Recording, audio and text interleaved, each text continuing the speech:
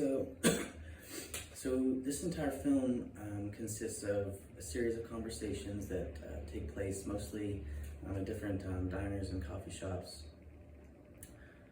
which is why I feel it's such a great movie for discussing interpersonal communication. It's also just one of my favorite indie movies. It's got just a great cast and it's really funny. And it's called Coffee and Cigarettes from 2003, directed by Jim Jarmusch. And there's a scene in the movie that I feel is a great representation of the concept of monologue. And on the concept of monologue, in the interpersonal communication textbook, DeVito says in chapter 8 on page 190, he says, monologue is communication in which one person speaks and the other listens. There's no real interaction among participants.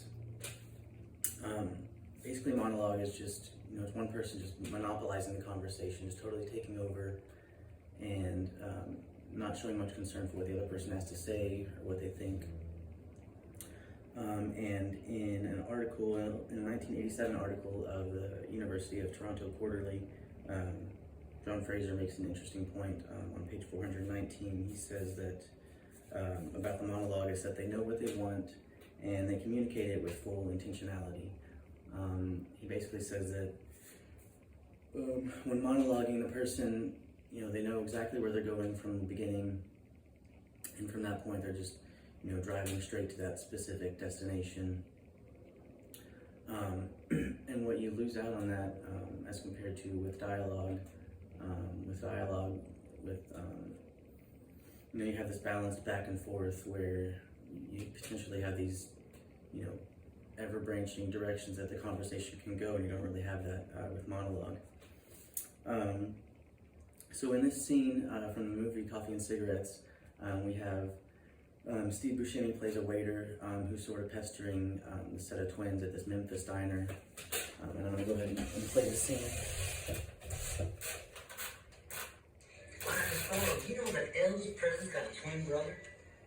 Yeah, his name is Jesse Darren. Elvis' middle name is Aaron, Darren. Anyway, everybody thinks that he died of birth, But my theory is that his mother didn't want to raise two kids. She wasn't expecting twins. She couldn't afford to raise them both. She gave one away. She just sent one off. So he grew up, Jesse that is, grew up in Arkansas or Mississippi or something. So he didn't know he had a brother Elvis. But one day, like 1968 or 69, he's looking at himself in the mirror and he says, damn, I look like Elvis. He comes to Memphis.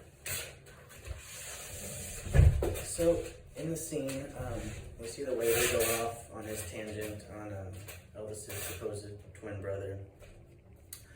And what the 30-second clip doesn't really capture that you see when you watch the full scene is just he has this total disregard for the twins' opinions and what they have to say, which I feel is what truly makes it monologue. But ultimately, on this concept, what my takeaway is that monologue can be a very effective tool for dramatic storytelling. It has its uses, but when it comes to interpersonal communication, it's not so effective.